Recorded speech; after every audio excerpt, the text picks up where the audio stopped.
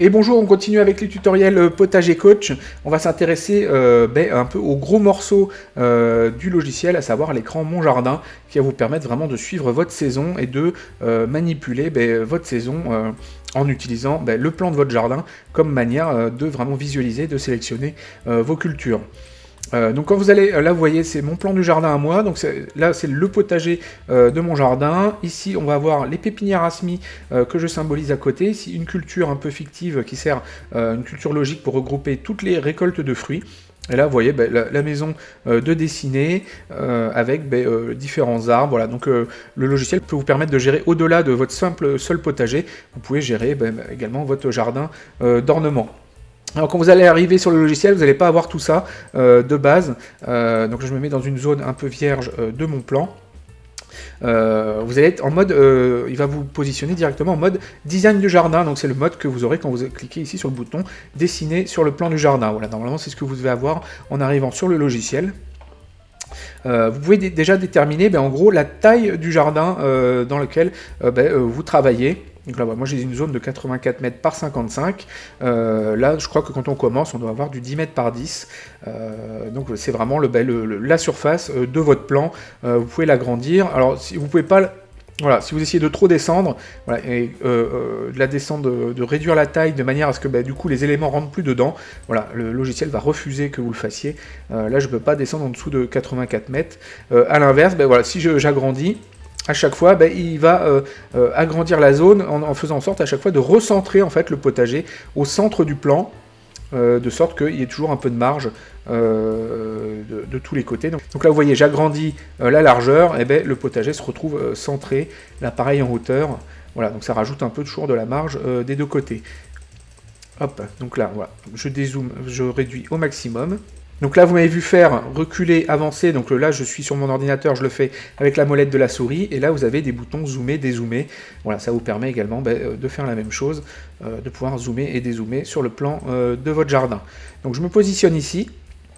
Et alors ce que je vais pouvoir faire, c'est du coup au départ, le plan est vierge, c'est dessiner des zones sur mon jardin pour représenter mes zones de culture. Donc là on ne dessine pas pour l'instant à ce niveau-là, on ne dessine pas les cultures mêmes, c'est-à-dire je ne vais pas mettre ma culture de carottes, ma culture d'oignons. Là vraiment on positionne les éléments pérennes de notre jardin, donc on va plutôt dessiner du coup les zones de culture, les allées, les éléments constitutifs de notre jardin. Qui ne vont pas changer tous les 4 matins. Donc voilà, je vais commencer par ajouter une zone de culture. Alors je peux cliquer sur ce bouton-là pour passer en mode dessin. Donc là, ça c'est valable uniquement sur ordinateur. Si vous êtes sur tablette ou sur téléphone, ça ne fonctionnera pas, il faut avoir une souris pour pouvoir faire ça. Voilà, et donc là je clique et je fais glisser et ça me fait apparaître, voilà, quand je lâche, ça me positionne une zone sur mon potager. Je peux faire la même chose, je peux dessiner des zones en rond. Voilà, de la même manière, ou des zones en triangle.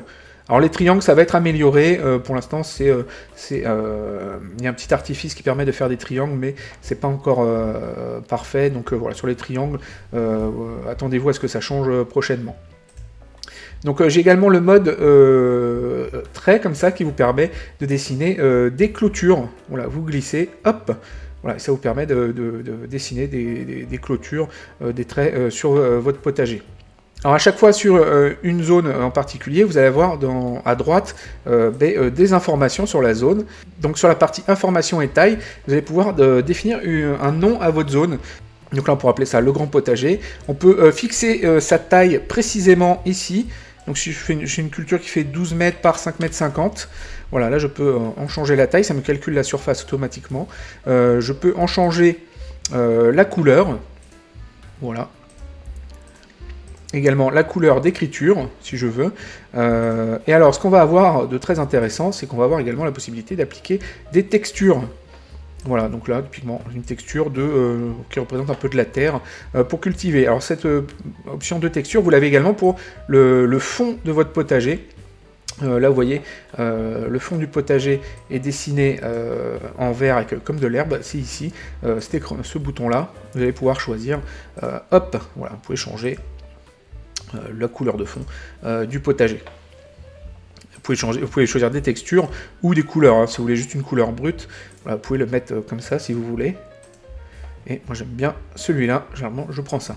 Alors sur les zones rondes, pareil, vous allez pouvoir les colorier comme ça. Donc soit par le bouton là, vous retrouvez ce bouton de coloriage ici. Et sur les zones rondes, là, typiquement, généralement, on aime bien symboliser, on se sert de ça pour symboliser les arbres. Donc, hop, voilà, je peux cliquer là-dessus, et je me retrouve à symboliser un arbre de mon jardin. Alors, du coup, sur nos zones, on va pouvoir spécifier quel type de zone c'est. Donc là, je suis sur une zone dite zone de culture. Donc là-dessus, je vais pouvoir positionner des cultures après, quand je vais sortir du mode design. Donc là, c'est une zone potagère dans laquelle je vais positionner mes carottes, mes radis. Donc je la positionne bien comme étant une zone de culture. Là, je suis sur un arbre. Donc là, je vais le positionner comme étant un arbre ou un élément. Et si par exemple j'ai un élément du jardin que je veux qui ne soit juste vraiment décoratif et que je ne puisse plus le sélectionner après, une fois que je suis sorti du mode design du jardin, voilà, je choisis le mode image non cliquable. Et quand je sors du mode du jardin, voilà, j'ai beau passer dessus, voilà, je ne peux pas cliquer sur la zone. Elle est pas, autant vous voyez, celles-là, elles sont sélectionnables. Par contre là, voilà, je clique dessus, il ne se passe rien. C'est vraiment juste une image pour décorer au fond. Et ça ne vous capture pas la souris quand vous cliquez dessus. Et vous pouvez glisser du coup votre plan. Donc pour glisser, hein, vous cliquez avec le bouton gauche, vous laissez appuyer, puis vous bougez la souris pour pouvoir déplacer le plan. Donc je reviens en mode design du jardin.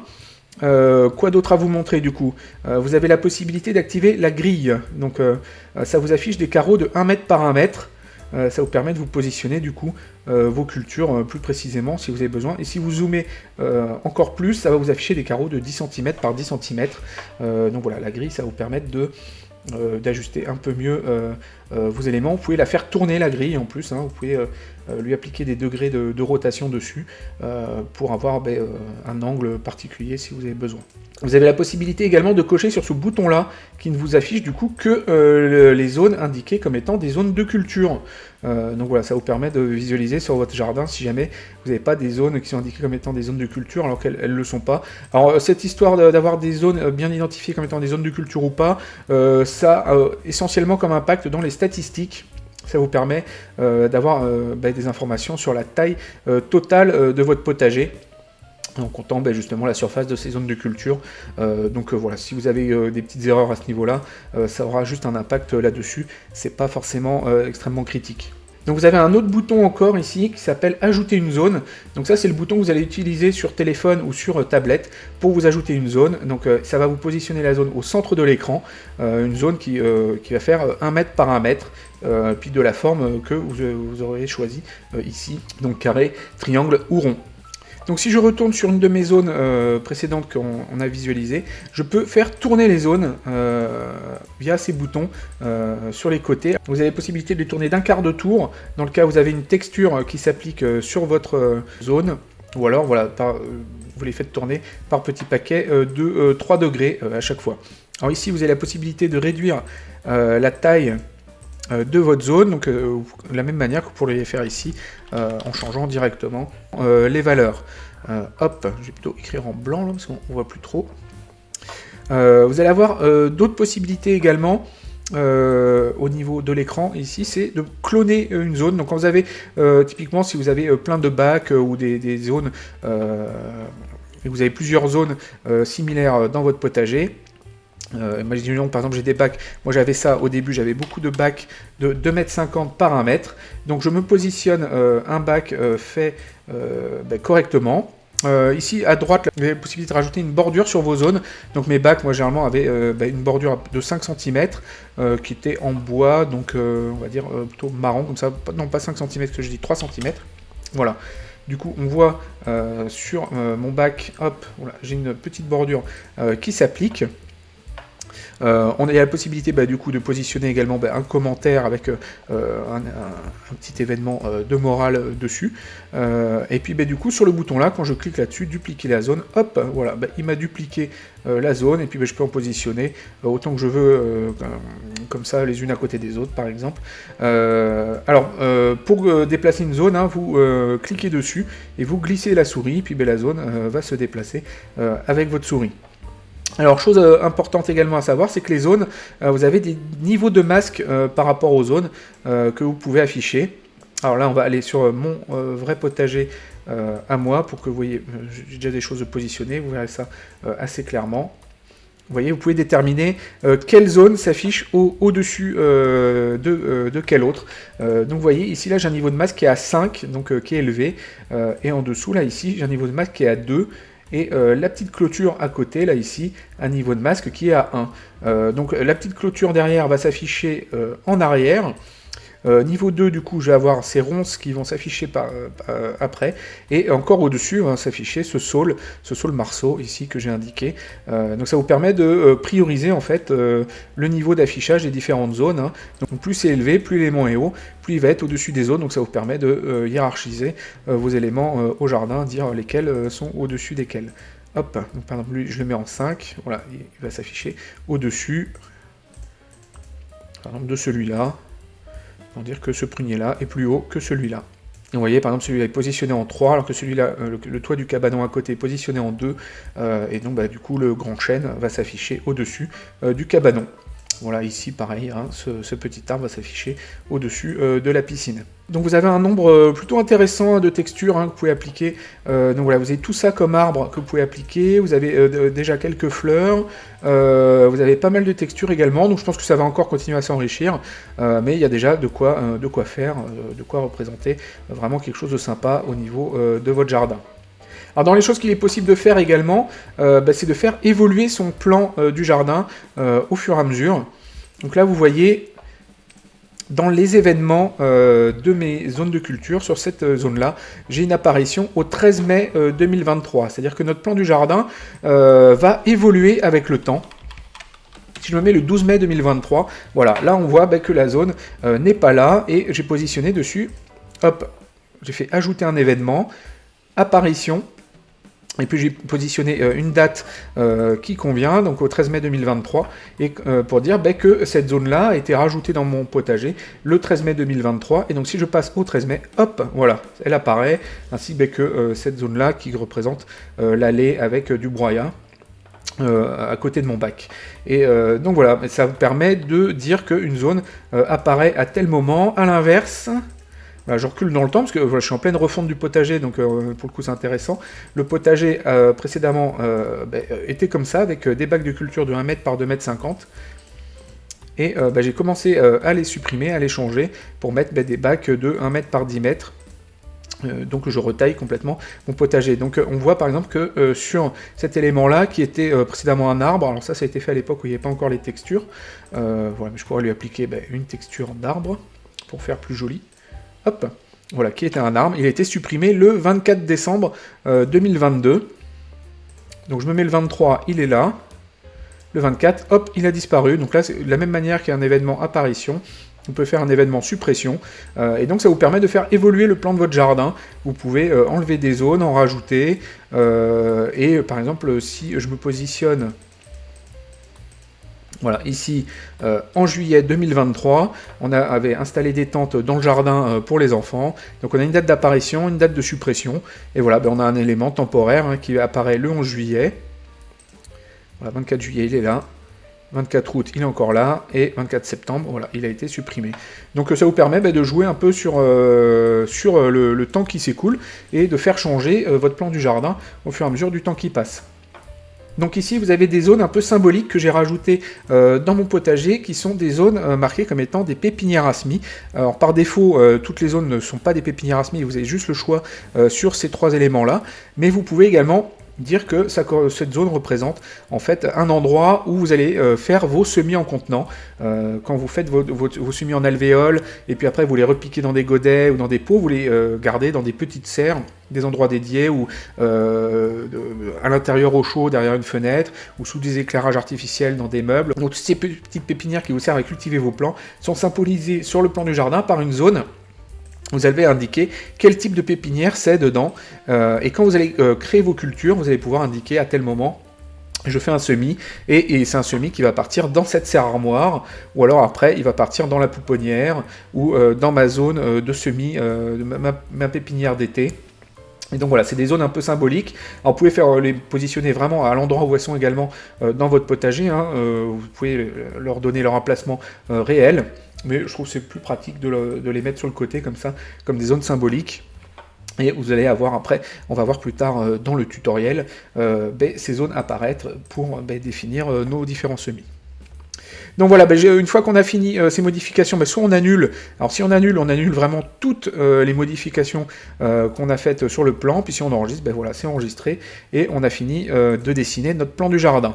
Voilà, et là on sort du plan du jardin, et on voit tout de suite les cultures qui reviennent, puisque là, on repasse vraiment dans le mode qui est un peu le mode général, le mode design du jardin. Généralement, on le fait une fois au début, vraiment on dessine notre plan du jardin, puis après on n'a plus trop besoin d'y revenir.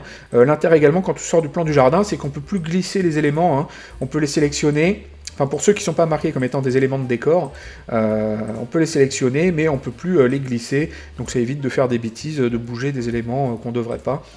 Voilà, donc le mode de design du jardin, c'est vraiment pour constituer votre jardin, et après, une fois qu'on est en dehors, là, on va pouvoir s'intéresser à nos cultures.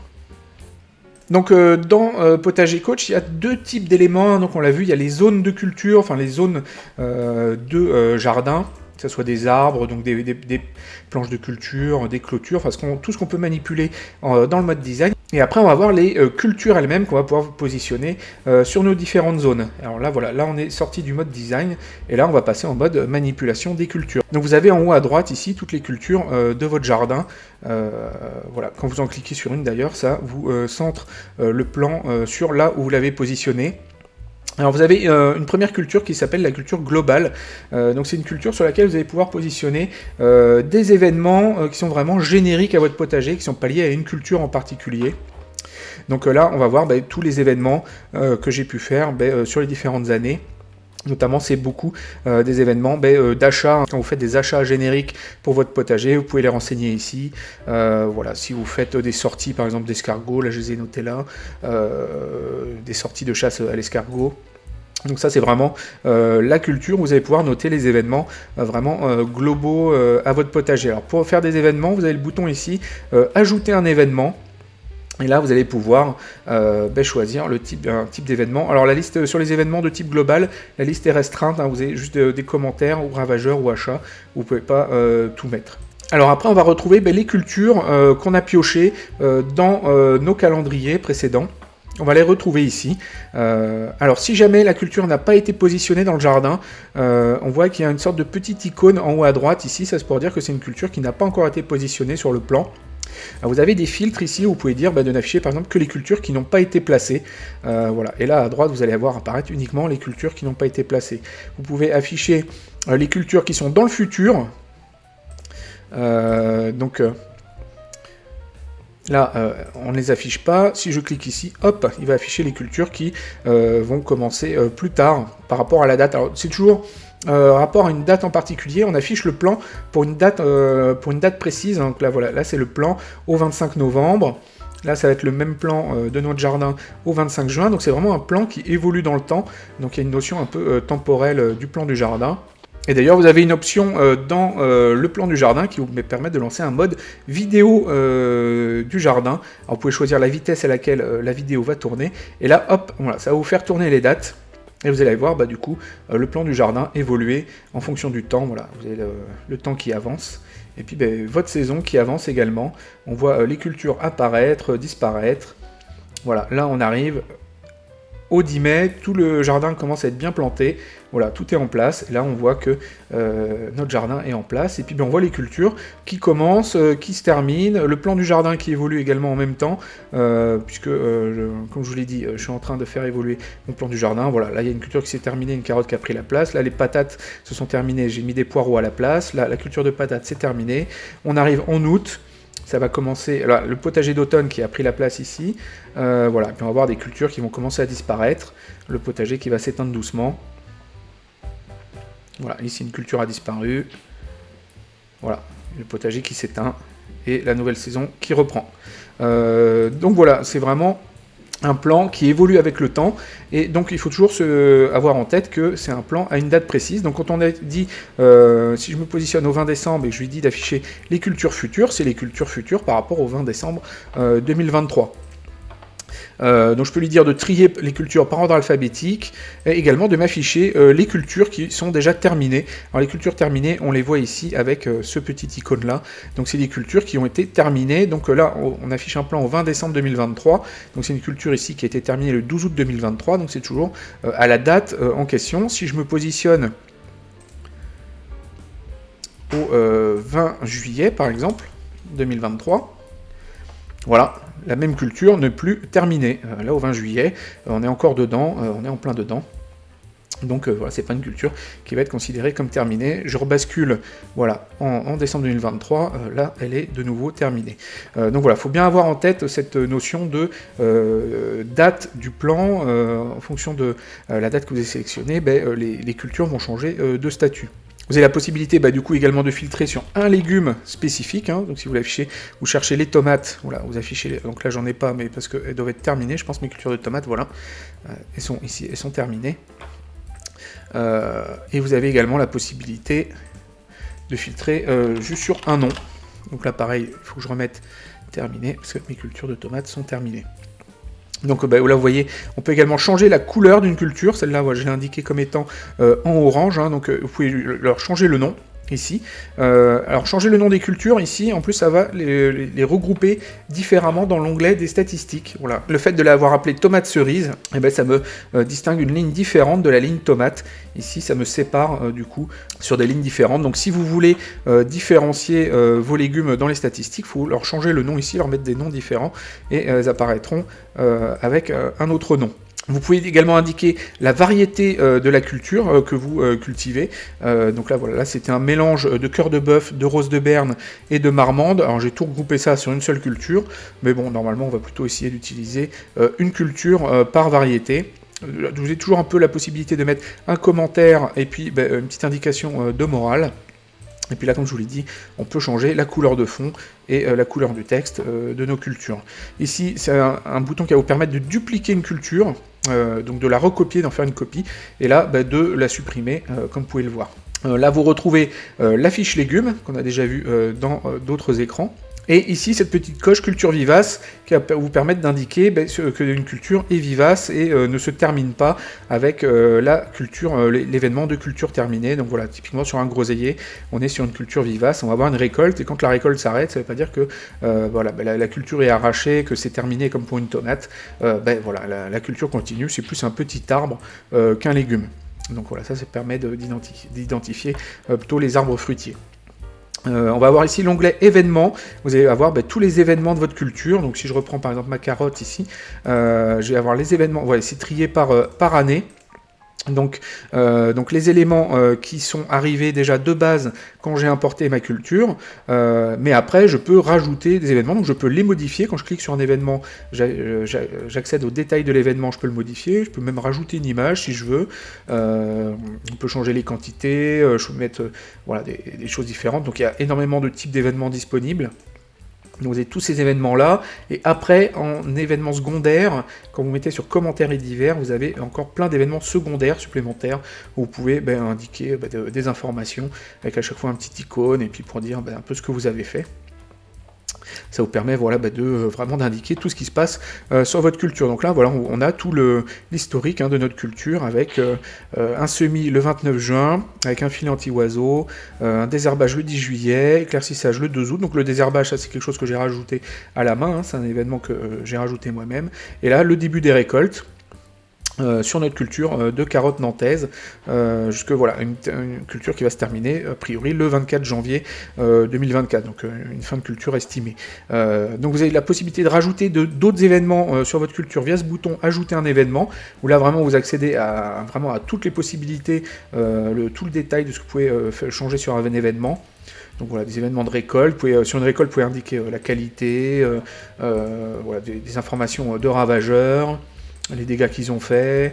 Vous pouvez indiquer par exemple un achat également, quelque chose que vous auriez acheté 10 €, vous en avez acheté 3, et puis on va dire par exemple c'était des plants, et puis vous avez acheté des plants de tomates. Bon, ils sont chers pour des plants de tomates, mais voilà, avec la date. Vous pouvez à chaque fois indiquer le moral, et puis la météo. Vous avez aussi la possibilité d'ajouter la météo.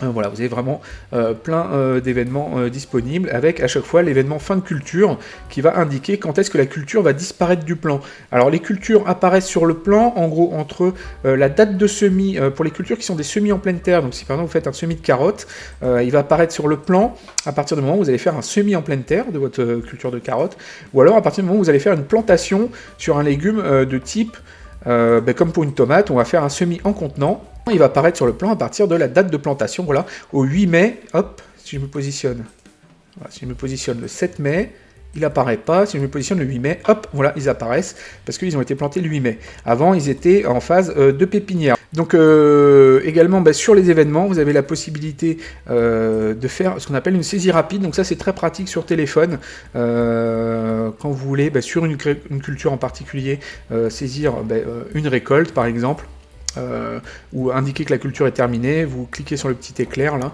et en quelques boutons là, vous pouvez indiquer j'ai ramassé 1 kg de tomates, la qualité était à 80%, c'était pas foufou, et ça vous positionne vraiment juste à la date de l'instant.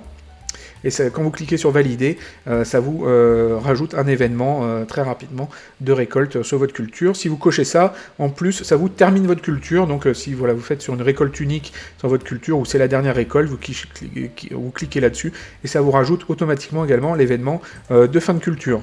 Donc dans cet onglet-là, vous avez la possibilité également de regrouper les récoltes.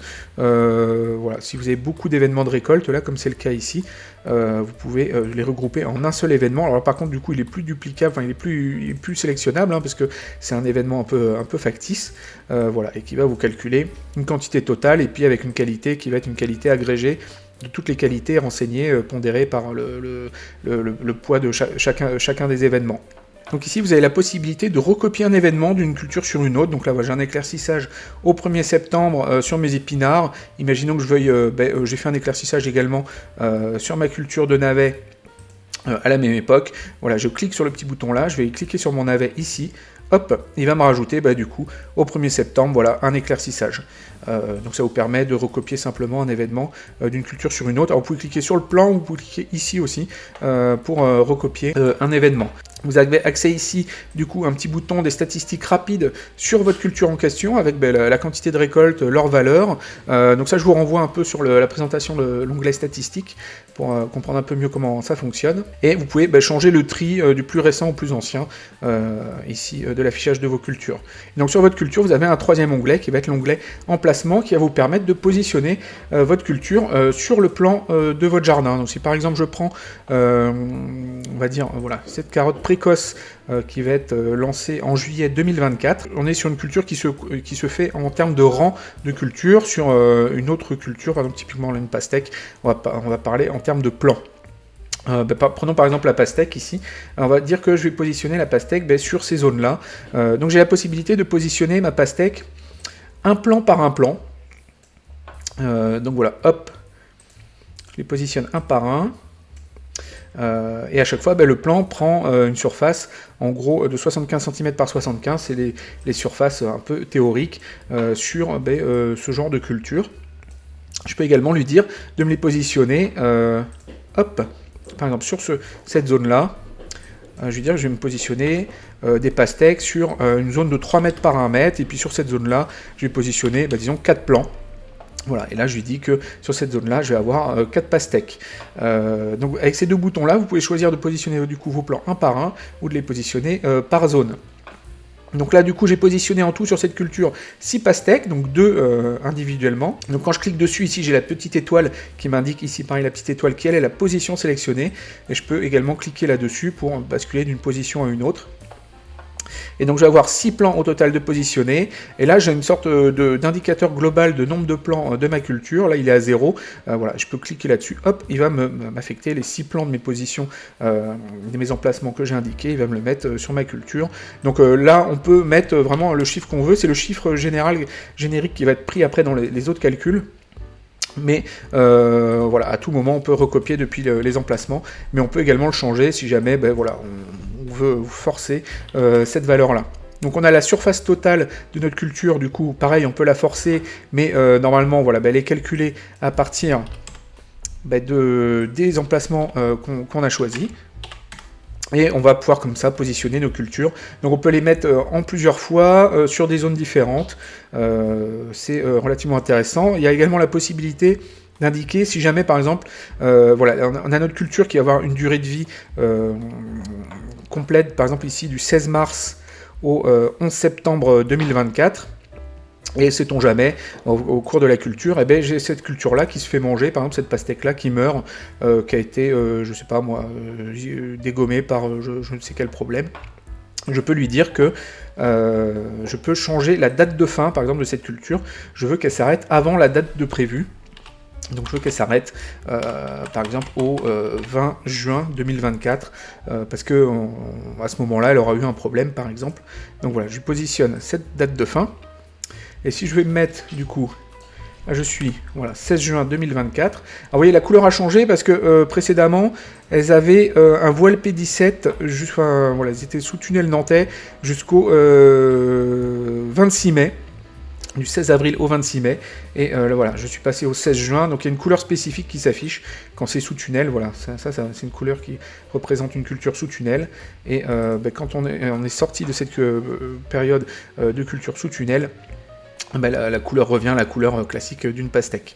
Donc j'ai dit que cette pastèque-là, du coup, disparaissait du plan au 20 juin 2024, voilà, et hop, elle disparaît, alors que la culture est encore présente, c'est vraiment juste ce plan-là qui disparaît. On peut faire à l'inverse, on peut faire apparaître une culture à une date en particulier. Donc là, je reprends ma même pastèque ici, et à l'inverse, on va dire, je voudrais qu'elle apparaisse uniquement au 18 juin 2024. Hop, donc je me mets avant le 18 juin, elle n'apparaît pas, elle apparaît au 18 juin, et elle disparaît au 20 juin. Voilà, donc ça permet de forcer un peu l'affichage des plans au besoin, si jamais voilà, il y a un plan qui a eu un problème, mais qu'en même temps votre culture continue, et que c'est juste un petit bout de votre culture, ou alors vous avez récolté un bout de votre culture. J'avais fait ça typiquement pour mes pommes de terre. Voilà, mes pommes de terre Spunta, j'avais récolté cette zone-là, juste 1 mètre pour libérer une petite place pour mes poireaux. Hop, voilà, sur cette zone-là, je lui ai défini. Voilà, une date, elle est masquée après le 6 juillet, et au 6 juillet, j'ai pu planter mes poireaux, alors que le reste de la culture a continué. Voilà, ça c'est le genre de fonctionnalité avancée que vous avez sur le logiciel pour gérer vraiment l'emplacement de vos cultures de manière détaillée. Alors sur les plans de forme ronde, vous pouvez changer, vous pouvez basculer d'une forme à l'autre. Voilà, à tout moment, un emplacement. Sur les plans de forme ronde comme ça, donc qui représentent généralement un plan unique, donc si vous cliquez sur cet élément-là, hop, ça va vous faire une copie, et vous allez pouvoir comme ça les déplacer, en faire des copies assez simplement. Vous pouvez supprimer à tout moment un emplacement, et sur les emplacements de type rectangulaire, vous pouvez à tout moment splitter en deux l'emplacement, hop, voilà, on le coupe en deux, et ça vous permet du coup de séparer en deux si jamais vous voulez qu'il y ait une partie qui vive sa vie, typiquement sur les pommes de terre, quand je l'ai voulu enlever une petite zone d'un côté, du coup une petite zone disons de 1 mètre, hop, celle-là, et puis que j'ai gardé du coup l'autre zone qui a continué de 3 mètres, je l'ai splitté en deux, et puis cette zone-là, je lui ai mis une date de fin. Donc voilà, vous pouvez très simplement, à partir d'une position, en faire deux, pour leur faire vivre des vies séparées. Donc à chaque fois, vous avez une position qui est sélectionnée, et puis les autres positions, vous avez juste un résumé de la position d'affiché. Vous pouvez basculer d'une position à l'autre comme ça, juste en cliquant comme ça sur le petit bouton. Donc voilà, c'est comme ça qu'on peut gérer les positions de nos cultures au potager. Et ça vous permet vraiment de positionner les cultures comme vous voulez, hein. C'est-à-dire que vous pouvez vraiment avoir, pour les gens par exemple qui sont un peu axés permaculture, qui aiment bien éparpiller leur culture un peu partout, vous pouvez les positionner sur une culture donnée, vous faites votre semis, vous pouvez les positionner une par ici, une par là, une par là.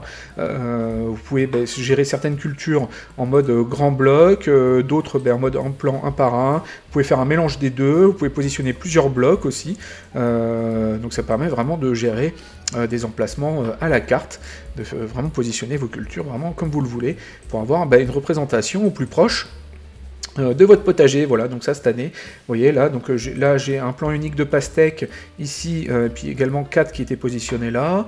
Là par exemple j'ai mes fleurs que j'ai réparties un peu partout, et puis on doit voir, je pense, voilà, là j'en ai 2 qui étaient morts à ce moment-là, de mes zinnias, donc là, là ici il y en a 3, et puis on voit que au fur et à mesure de la saison, j'en ai 2 qui sont morts, il ne reste plus qu'un.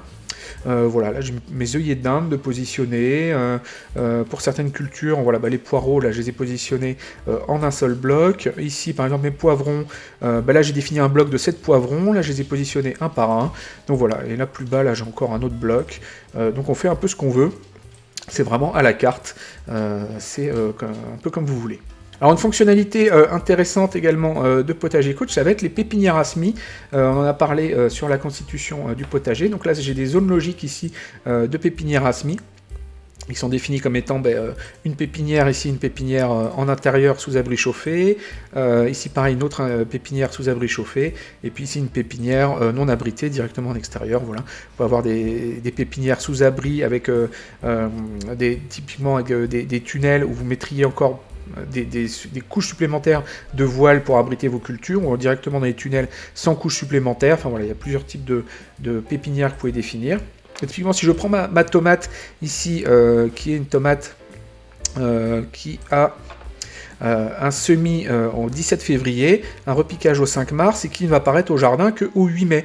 On l'a vu tout à l'heure, on regarde au niveau de l'événement de plantation, c'est ça qui va déterminer l'apparition au jardin des cultures qui sont conduites d'abord en contenant avant d'être mises en place au jardin. Donc si je me positionne au 8 mai, donc là j'ai ma culture, on la voit ici, elle est au potager. Si je recule au 7 mai, hop, là on voit que ma culture en fait apparaît dans la serre armoire, parce qu'à ce moment-là, voilà, j'avais fait un repiquage, et sur le repiquage j'avais indiqué qu'elle était repiquée dans la serre armoire au 5 mars. Donc si je recule un peu encore avant, voilà, là je suis au 7 mars, au 5 mars, elle passe dans la serre armoire, et avant le 5 mars, la culture était un semis 17 février dans ma pouponnière. Donc voilà, là quand j'ai fait le semis, j'ai indiqué que c'était dans la pouponnière, et donc du coup ça a commencé ici. Donc là, il n'y a pas besoin de définir la taille des zones, en fait les zones se taillent de manière automatique pour prendre toute la place disponible, pour se partager la place disponible à l'écran. Donc là pareil, je vais prendre par exemple cette culture-là de laitue, donc généralement je fais toujours comme ça, moi je fais un semis dans ma pouponnière, et après le repiquage ça part dans la serre armoire. Voilà, là à ce moment-là on est le 4 mars, cette laitue est déjà partie dans la serre armoire. Si je recule d'un jour, hop, voilà, elles se retrouvent les deux dans la pouponnière, et elles se partagent la place disponible. Voyons, prenons par exemple ce physalis. Du coup je positionne le semis dans la pouponnière. Voilà, là il se partage à 3 du coup, le fait d'être dans la pouponnière, et je peux rajouter un événement, et là du coup je vais avoir au repiquage, il va partir également dans la serre armoire, hop, ce qui fait que si j'avance les jours, par exemple jusqu'au 19 mars, je me mets le 18, voilà, le 18 le physalis est toujours dans la pouponnière, et hop, au 19 mars, il bascule dans la serre armoire, et comme ça du coup, tous vos semis en intérieur, ils sont quand même visibles sur le plan. Vous pouvez les cliquer, y accéder comme ça, et vous voyez du coup vos semis passer d'une pépinière à une autre jusqu'à après l'implantation dans votre jardin. Donc c'est un peu comme ça que fonctionnent les pépinières à semis. Alors vous pouvez également forcer le passage d'une pépinière à une autre. Alors vous pouvez le faire sur les événements de semis, de repiquage.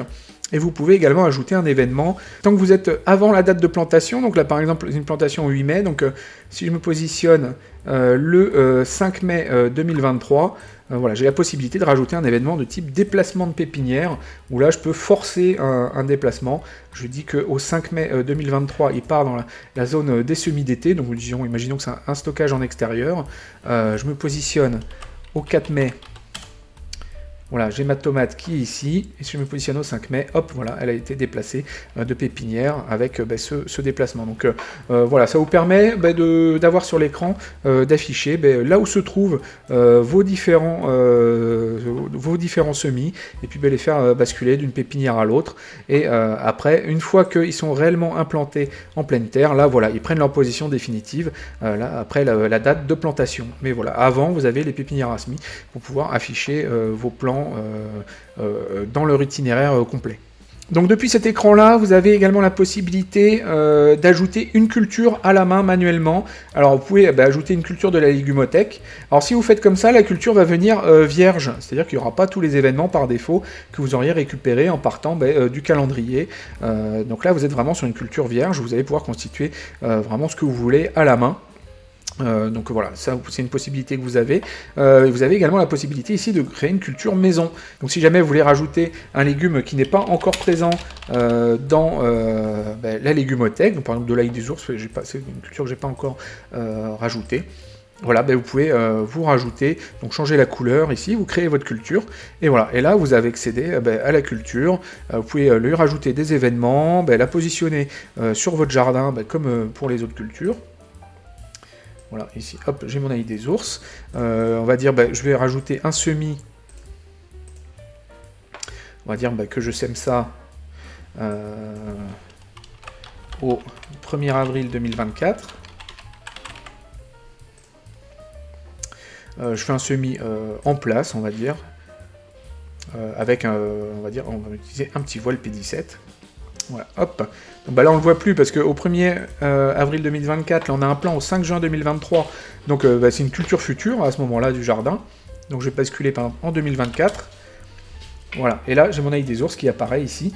Il apparaît du coup en blanc parce que là il est sous voile P17.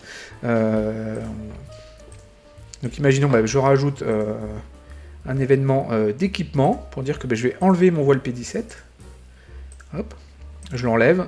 On va dire par exemple au 10 mai. Par exemple au 10 mai 2024.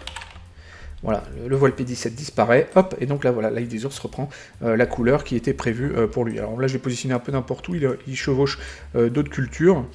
Voilà, on pourrait imaginer par exemple que j'en positionne ici, hop, voilà, en fait mon ail des ours, on va dire je vais mettre un petit mètre carré d'ail des ours ici, puis cette position là en fait elle n'est pas forcément très heureuse, je vais l'enlever, donc voilà, on va dire que mon ail des ours en fait je le positionne ici.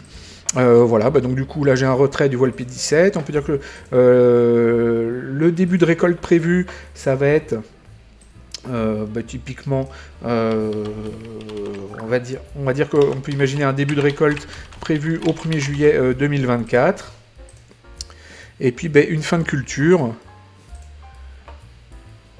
au 20 octobre 2024, voilà, et puis là je me suis constitué ma culture d'ail des ours, voilà, on la voit apparaître, disparaître du plan du jardin.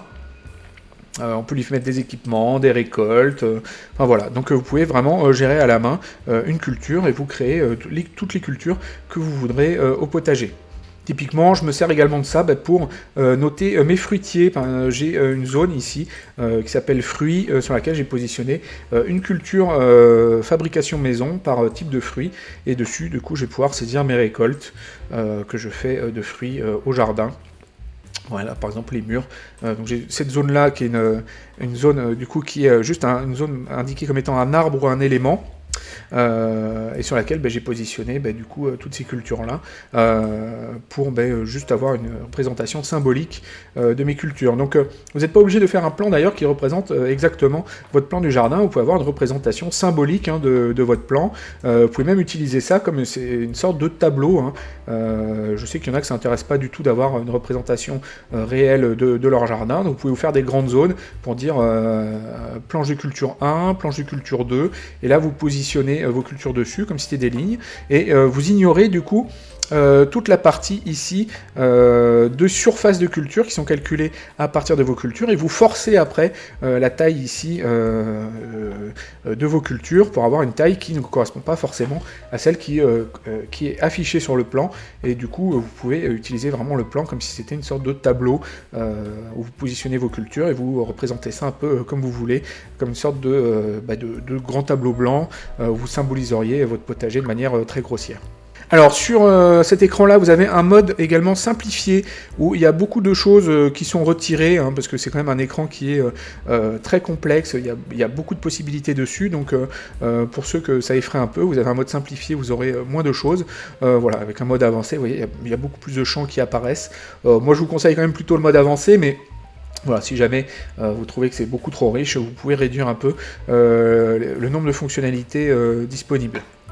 En cliquant sur ce bouton-là, vous faites tourner le mode d'affichage. Donc là, vous avez un mode, vous avez que le plan qui s'affiche. D'ailleurs, j'en profite pour vous montrer ici, vous avez un bouton d'impression du plan.